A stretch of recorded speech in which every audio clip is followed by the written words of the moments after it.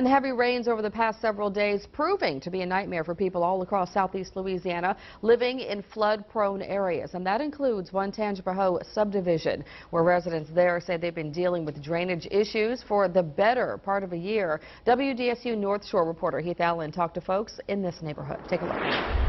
No, it's not right. I mean, I don't know whose fault it is, but somebody needs to fix it.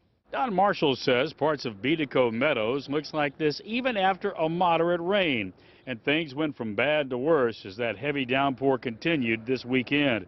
It isn't a new problem, and residents want something done. Even moderately. It doesn't have to be a real heavy rain like it was this past weekend, but if it rains moderately, it just floods. This whole area right here becomes at least a foot and a half of water. When we get heavy rains, we get water that comes up to the base of the garage, and as cars go down the street, we risk getting wakes pushed into the garage and into the front door. Right. And it's happened 4 times now in 11 months. Parish officials know all about their problem and many others across Tangipahoa Parish, issues that seem to rear their ugly heads when the rains come and just won't go away. You interrupted me from complaints that I was already on.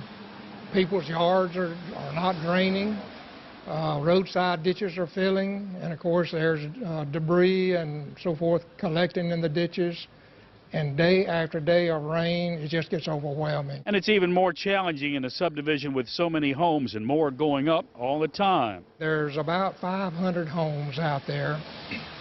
And of course, when the water falls on a rooftop or driveway, it strictly runs off. It doesn't slow down. The subdivision relies on a couple of huge retention ponds that hold the rainwater until it can drain without flooding.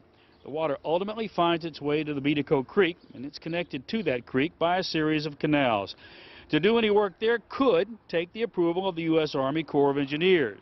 Even though we've done a number of projects, each time you go back to the Corps, it's a process you've got to go through. You've got to identify, and it has to be reviewed. And typically, it's like you said, it's not an overnight process. Parish officials believe they can give residents some relief.